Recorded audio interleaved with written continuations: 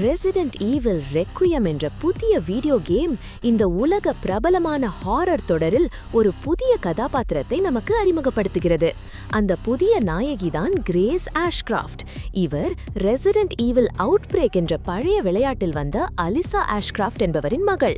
அவ்வளவுதான், அந்த குடும்பத்தில் வந்த மரபு இப்போது தொடரப்போகிறது. ஆனால் இந்த முறை ஒரு இராணுவ வீரர், போலீசாரோ கமாண்டோவோ இல்லாமல் ஒரு மிகவும் சாதாரணமான தன் டெஸ்கில் வேலை செய்யும் ஒரு FBI தொழில்நுட்ப நிபுணர்தான் நம்முடைய நாயகி. கிரேஸ் ஒரு கம்ப்யூட்டர் முன் அமர்ந்து தகவல்களை ஆய்வு செய்வதில் திறமை வாய்ந்தவர். துப்பாக்கி பிடித்து துப்புதல், வீரர் போல் கைகலப்பில் ஈடுபடுவது போன்றவை இவருக்கு பழக்கமில்லை. இதுதான் அவரை மற்ற ரெசிடென்ட் ஈவில் நாயகர்களிடமிருந்து மிகவும் வித்தியாசமாக மாற்றுகிறது. லியான் கென்னடி போல எப்போதும் சிரிக்கும் முறை, வினோதமான பதில்கள் அல்லது கிறிஸ் ரெட்ஃபீல்டு போல முஷ்டி கொண்டு கதைகளை தீர்க்கும் ராகடம் எதுவும் இவரிடமில்லை. ஜில் வாலண்டைன் போல ஃபீல்டிலும் அனுபவமும் இல்லை. இந்த விளையாட்டின் முதல் ட்ரெய்லரிலேயே கிரேஸ் நம்முன் ஒரு பதற்றத்துடன், கொஞ்சம் குழப்பத்தில் இருக்கும் ஒருவராக காட்சியளிக்கிறார். தன்னுடைய மேலாளரிடம் பேசும்போதும் அவர் வெளியே அனுப்பப்படும் போதும் அவர் மிகுந்த மன அழுத்தத்துடன் இருப்பதை நாம் காணலாம். இவருடைய பழைய மனதளவியல் பாதிப்பு மற்றும் அவரது அம்மாவின் மரணம் அவரது நடத்தை மீது தீவிரமான தாக்கத்தை ஏற்படுத்தியுள்ளது என்பது புரிகிறது. அதுவும் இல்லாமல் இந்த ரெக்வியம் விளையாட்டு ரெசிடென்ட் ஈவில் வில்லேஜ் போன்ற முன்னிலை கேம்கள் போல ஆக்ஷன் ஹெவி இல்லை. இது முற்றிலும் சைக்கோலாஜிக்கல் ஹாரர் பாணியில் வருகிறது. இதில் வீரர்களை வைத்து வெடிப்புகள், பெரும் போர்கள் என்பவற்றை எதிர்பார்க்க முடியாது.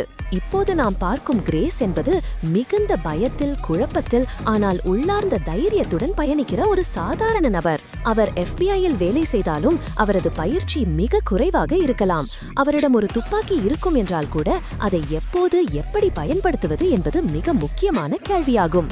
இவர் ஒரு போலீஸ் இல்லை. இவரது கதையின் ஆரம்பமே தனது அம்மா கொல்லப்பட்ட இடமான ரெம்வுட் ஹோட்டலுக்கு விசாரணைக்காக செல்வதில்தான் உள்ளது.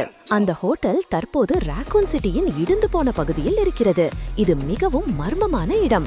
அந்த இடத்தில் ஏதோ ஒரு மர்ம நோய் பரவி வருகிறது. பலர் இறந்து விட்டார்கள். அதற்கு காரணம் என்ன, யார் பின்னணி? இந்த கேள்விகளுக்கான பதில்களை தேட கிரேஸ் அங்கே செல்கிறார். ஆனால் அந்த இடம்தான் அவர் பெற்ற பெரிய மன உணர்ச்சி பாதிப்பின் மையமாக இருக்கிறது. ஒரு வெறித்தனமான, கடந்த கால துயரம் இழைந்த இடம். இவர் வெளி உலகில் பயணிக்க தொடங்கும் போது அவர் ஒரு புதிய உலகத்தை காண்கிறார். அது கொஞ்சம் கூட ஆக்ஷன் மயமானது அல்ல. இது சர்வைவல் ஹாரர். அவர் ஒவ்வொரு காரியத்தையும் மிகவும் பயத்துடன் செய்கிறார். கதையில் அவர் எப்படி வளர்கிறார் என்பதுதான் முக்கியமானது.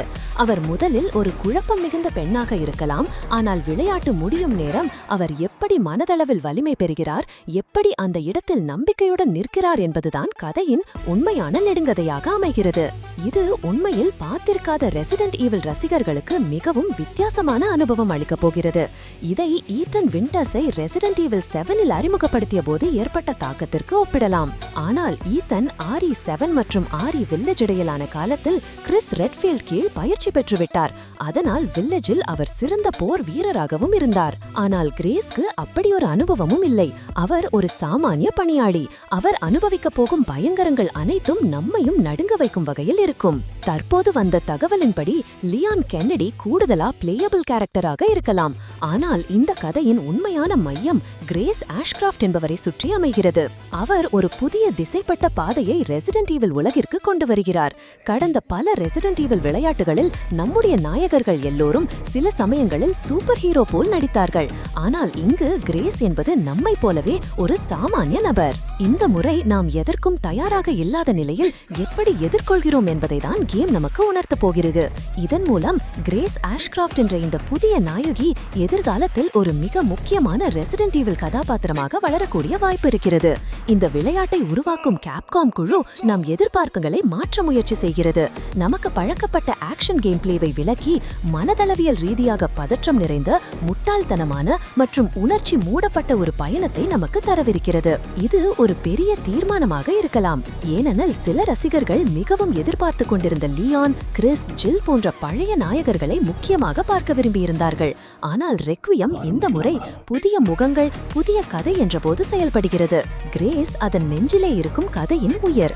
ரெசிடென்ட் ஈவில் ரெக்வியம் 2026 பிப்ரவரி 27ஆம் தேதி வெளியாவதாக அறிவிக்கப்பட்டிருக்கிறது. அது வெளியாவது மிக அருகில்தான் இருக்கிறது. இந்த விளையாட்டின் பிற ட்ரெய்லர்களில் கிரேஸ் பற்றி மேலும் விளாங்கள் வரும் என்று நம்பலாம். ஆனால் தற்போதைக்கு அவர் ஒரு சாதாரண பெண் என்ற நிலையில் ஒரு மிகவும் ஆபத்தான உலகத்தில் எப்படி நம்மை போலவே இருக்கிறார் என்பதை காட்டுகிறது என்பதைதான் ரெக்வியமின் உண்மையான வெற்றிக்கு காரணமாக மாறக்கூடும்.